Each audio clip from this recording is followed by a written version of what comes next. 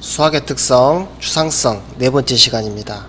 지금까지 추상성의 의미, 추상성의 뜻 또는 추상화 과정, 초등수학에서 나타나는 추상성의 예를 살펴보았습니다. 이번 시간은 추상성을 마무리 짓는 시간인데요. 초등수학에서 나타나는 추상성의 예로서 곱셈 개념을 살펴보고 또한 스캠프와 피아제의 추상성의 분류에 대해 살펴보겠습니다. 이들 학자에 의하면 추상성은 단일한 것이 아니라 생물처럼 계속 진화하며 또는 대상을 어떻게 활용하는지에 따라서도 분류할 수 있습니다.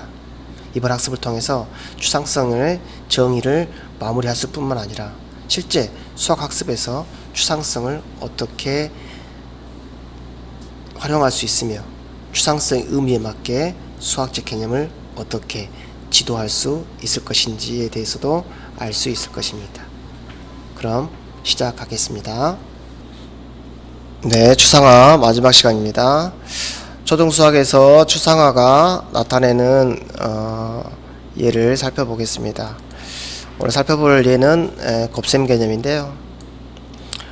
곱셈은 초등학교 2학년 1학기에서 다루고 있습니다. 그래서 곱셈 개념 또한 추상화가 어떻게 이루어지는지 살펴보겠습니다. 한번 교과서 내용 살펴보겠습니다. 풍선의 수를 곱셈식으로 알아봅시다 됐습니다. 그래서 풍선의 수를 덧셈식으로 나타내 보세요. 덧셈식으로 나타내면은 어떻게 나타낼 수 있나요? 이렇게 쓰면 되겠죠? 이렇게 4 이렇게 4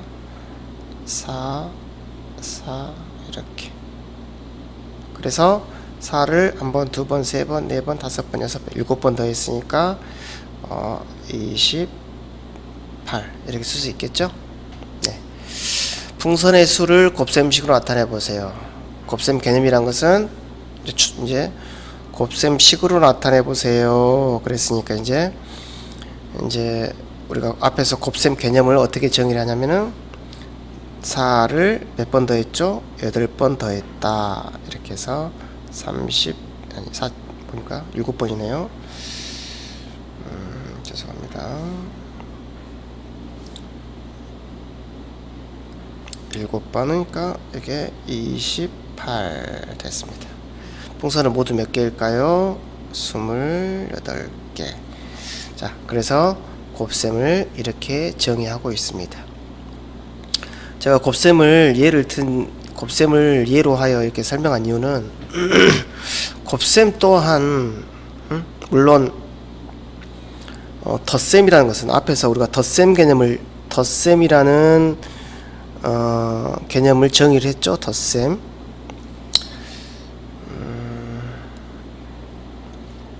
덧셈이라는 개념을 정의를 했습니다. 그렇죠? 그래서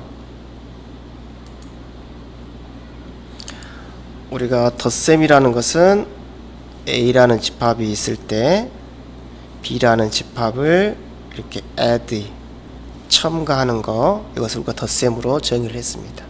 그러면 이런 덧셈 개념의 터대 위에 우리 방금 교과 장면에서 보시다시피 4를 한 번, 두 번, 세 번, 네 번, 다섯 번, 여섯 번, 일곱 번을 더했습니다. 그렇죠?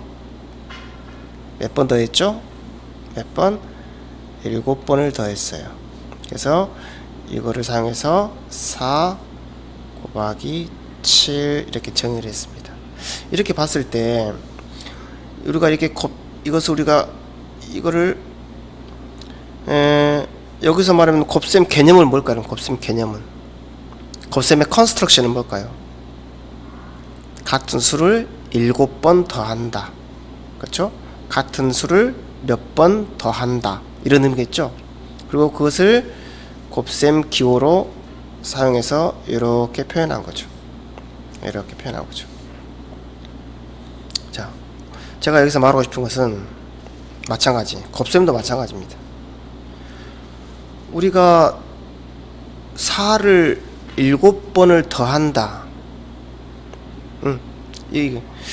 4를 7번 더한다는 것 자체가 곱셈의 의미를 포함하고 있나요? 그 자체에 4를 7번 더한 것은 7번 더한 거죠. 그렇죠? 그래서 4를 7번 더하는 인간의 행동을 곱셈이라는 개념으로 다시 추상화한 거죠. 4를 7번 더한 것 자체에는 곱셈의 의미가 전혀 내포되어 있지 않습니다. 4를 7번 더하는 행위를 곱셈 개념으로 추상화한 거죠.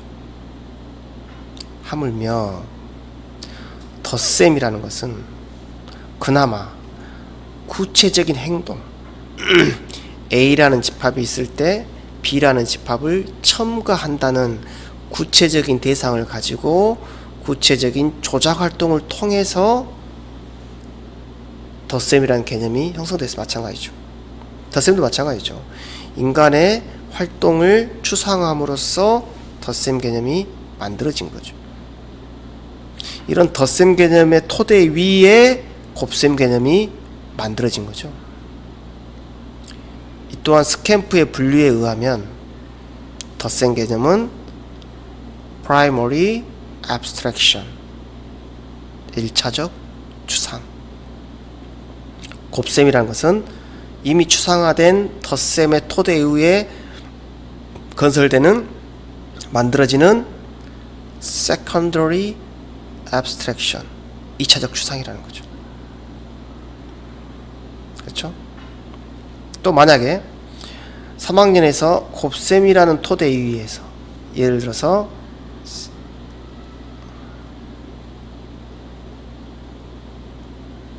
이러한 곱셈식이 있을 때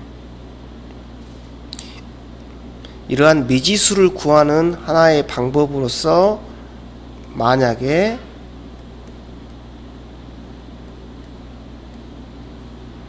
이러한 나눗셈을 도입된다고 봤으면 나눗셈은요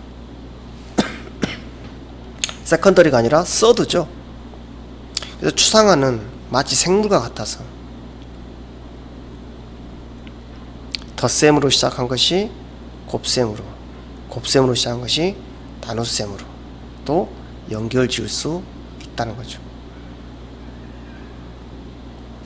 추상화는 한 단계에서 끝나는 게 아니라 추상화를 통해서 만들어진 그 개념의 토대 위에 또 다른 개념이 만들어지고 또 2차적인 추상 그 개념에 의해 또 다른 3차적인 또는 더욱 고차적인 추상이 만들어진다고 보셔야 할 것 같습니다. 이게 매우 중요한 내용입니다.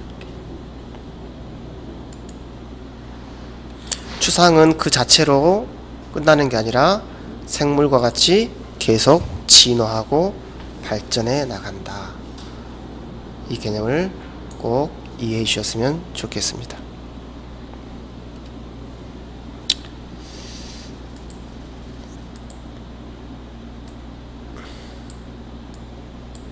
됐습니까? 자, 이제 추상화 학습 이제 서서히 마무리해 볼 수 있도록 하겠습니다.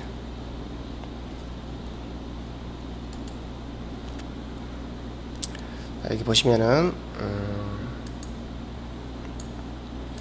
지금까지 배운 추상화의 어떤 예와 개념을 통해서 추상성을 한번 분류해 보는 시간을 갖도록 하겠습니다. 첫 번째는 리차드 스캠프의 분류입니다. 제가 방금 말씀드렸듯이 추상성은 생물과 같아서 하나의 추상의 단계가 끝나서 만들어진 개념, 그 개념으로 끝나는 게 아니라 그 개념을 다시 추상화해서 2차적인 개념을 만들고 다시 추상화해서 3차적인 개념으로 나아간다고 말씀드렸습니다.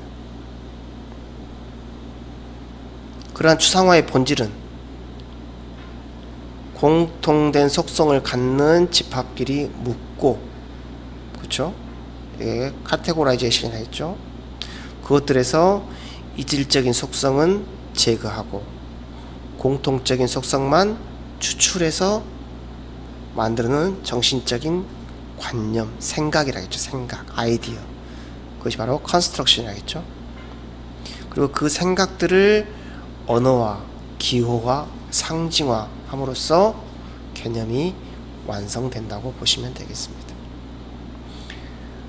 제가 일반적으로 추상화의 단계는 카테고라이제이션과 컨스트럭 단계에서 마무리가 된다고 보셔도 됩니다. 예를 들어서 평행사변에서 평행인 변이 두 쌍인 사각형이다. 이것은 컨스트럭션이죠.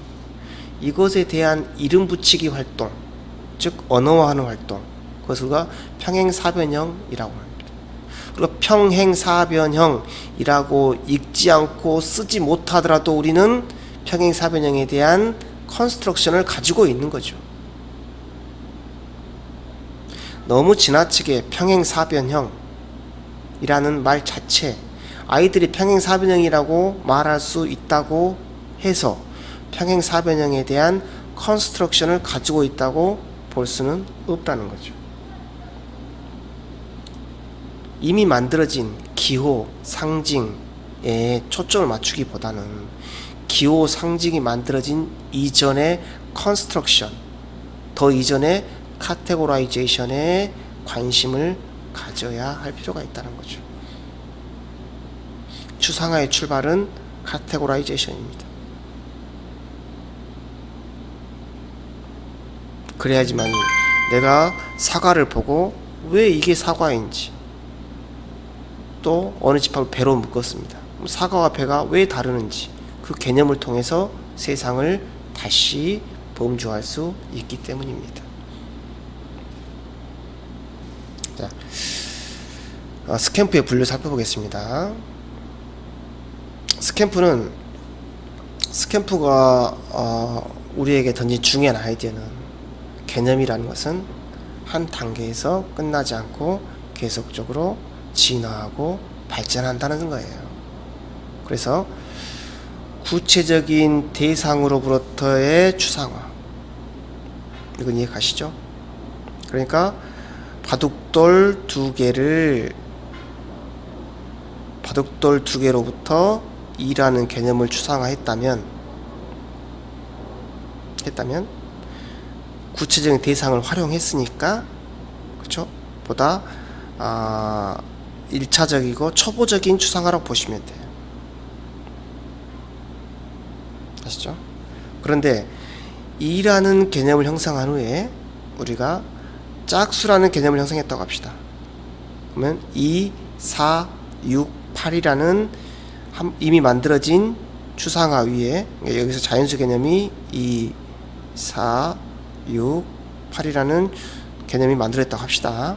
이 개념의 토대 위에 짝수라는 개념이 만들어졌을 때 이 짝수는 2차적 추상이라는 거죠.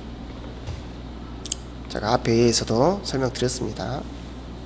마찬가지, 덧셈도 마찬가지입니다. A라는 집합에 B라는 집합을 첨가하는 이런 인간의 활동을 통해서 덧셈이라는 개념이 만들어졌다면, 이 기존에 만들어진 덧셈 개념의 토대 위에 곱셈 개념을 건설했다고 보았을 때 덧셈은 1차적인 추상이고 곱셈은 2차적인 추상인 거죠. 마찬가지, 주변의 사물들, 공책, 책상, 창문, 어떤 구체적인 대상으로부터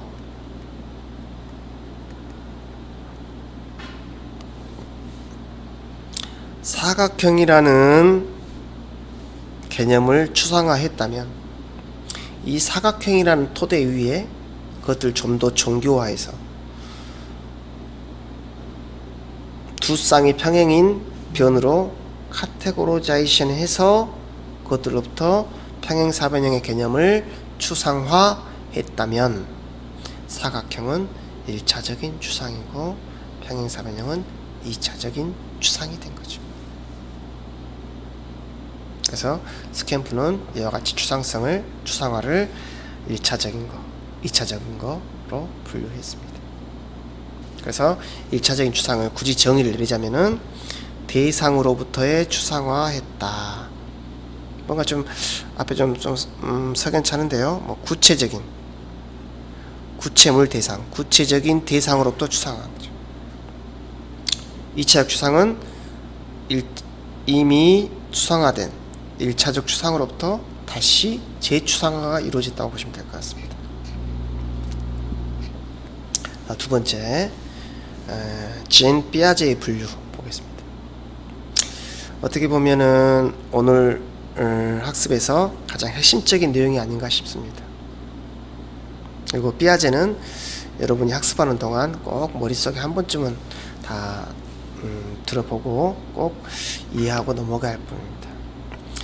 삐아제는 추상화를 물론 크게 오늘 학습과 관련 내용은 하고 제외하고 오늘 학습에서는 크게 경험적 추상화와 반영적 또는 반성적 추상화로 이렇게 구별을 했습니다.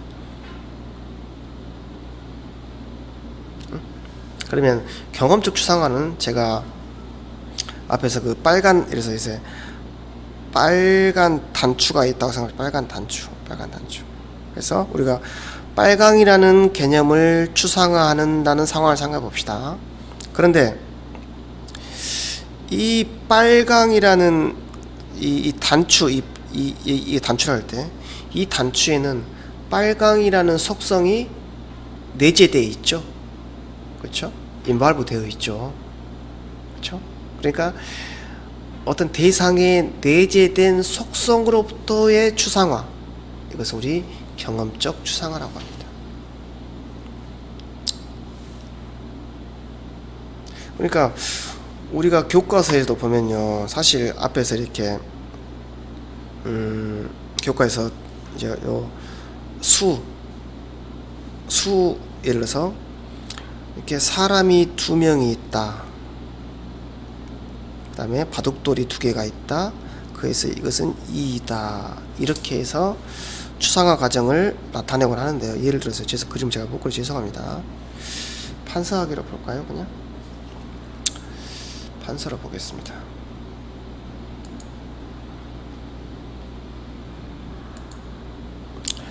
판서를 보시면은 우리가 교과서를 보시면은 예를 들어서 뭐 사과가 하나, 둘, 3개가 있고 바둑돌이 뭐 이렇게 하나, 둘, 3개가 있어. 그래서 이것을 3으로 추상한다고 해봅시다. 그랬을 때 이 과정을 살펴봤을 때 우리가 오해하지 말아야 할 것은 이 사과 자체가 3이라는 컨스트럭션을 내포하고 있다고 생각하면 안 된다는 거죠. 이 사과는 그 자체로 사과일 뿐인 거죠. 근데 사과가 셋이라는 개념은 그 사과를 세는 인간의 활동으로부터 만들어진 개념이라는 거죠. 이걸 오해하시면 안 돼요. 교과서에 그림이 이렇게 그려져 있다고 해서 이게 구체물 자체로 해서 구체물로부터의 추상화, 즉 1차적 추상이구나 뭐 이렇게 보셔도 되지만은 그것보다는 이거는 반영적 추상화로 보셔야 돼요. 뭐 사과 자체가 셋이라는 속성을 가지고 있지는 않잖아요. 그쵸? 사과는 맛있고 추석 때 먹고 과일이고 이게 어떻게 보면은 빨갛고 맛있고 시고 이게 사과가 지닌 속성인 거죠. 그것이 몇 개가 있든지 간에. 근데 이게 사과가 이런 형태로 놓여 있음으로 해서 우리가 셋이라는 개념을 추상화했다는 것은 사과 자체로부터의 추상화가 아니라 사과를 하나, 둘, 셋 이렇게 세는 행동을 추상화한 거죠. 이건 꼭 기억하시기 바랍니다. 그랬을 때 빨강의 개념처럼 대상이 지닌 속성으로부터의 추상화를 우리는 경험적 추상화라고 합니다. 방금 설명드렸던 이와 같이 대상 자체에 내재된 속성이 아닌 인간의 행동으로부터의 추상화를 피아제는 반영적 또는 반성적 추상화라고 했습니다. 그래서 우리가 리플렉션이라고 그러죠. 꽤 설명이 많이 필요한 부분인데요. 반영적 추상화는 대상 자체가 가진 속성이 아니라 대상에 가하는 인간의 행동으로부터의 추상화다. 이 개념을 꼭 알고 계시기 바랍니다. 아시죠? 덧셈도 마찬가지라고 하셨죠? 덧셈도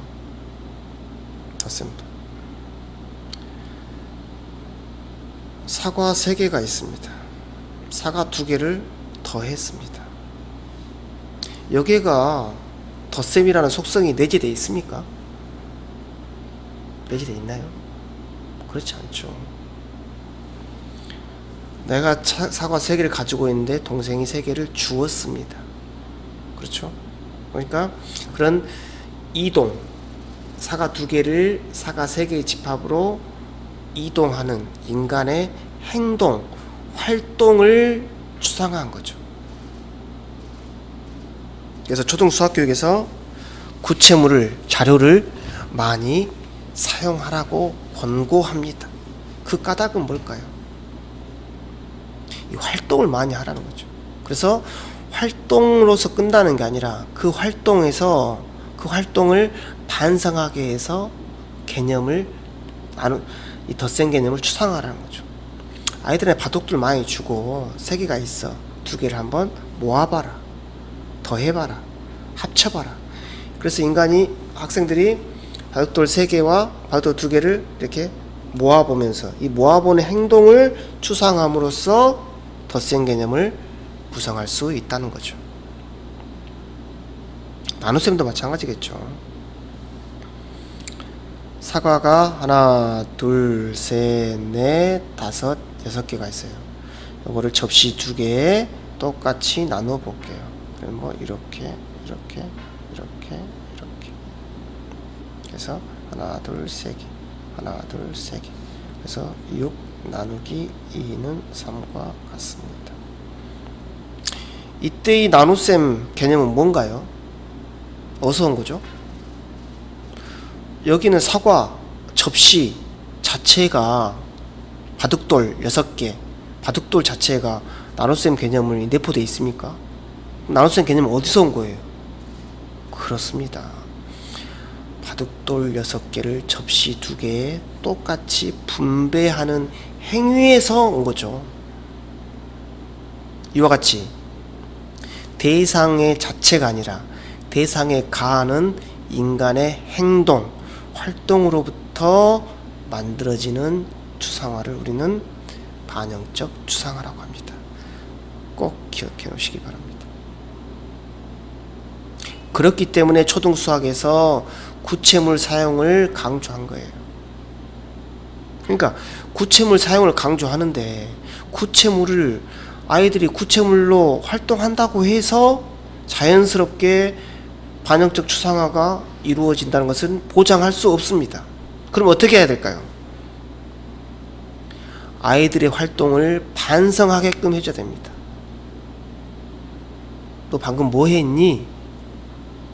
네가 하는 활동을 뭐 했니? 설명해 봐라. 그러면 아이는 머릿속에서 내가 바둑돌을 나눠본 활동을 다시 머릿속에 그 활동을 꺼내어서 다시 설명을 하겠죠. 즉 2번의 생각을 거치겠죠. 내가 바둑돌로 어떤 활동을 했는지를 생각한 다음에 그 생각을 다시 어떻게 설명할지를 생각하는 과정에서 반성이 이루어지는 거죠. 최근에 뭐 놀이 학습도 강조되고 있죠. 놀이가 재밌어요. 재밌으면 재미로 끝나는 게 아니라 놀이를 통해서 그 놀이를 반성하는 과정이 없다면 그 놀이는 무의미한 겁니다.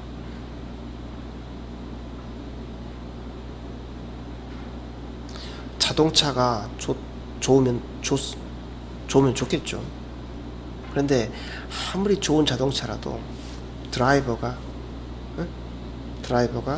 운전을 못하면 의미가 없는 거죠.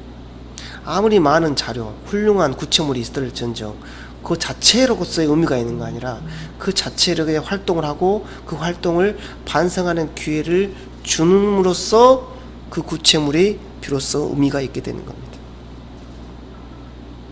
네, 지금까지 초등수학에서 추상화의 의미를 살펴보았습니다. 제가 추상화의 의미를 이렇게 길게 말씀드린 이유는 우리가 수학은 대체로 많은 개념들로부터 이루어졌습니다.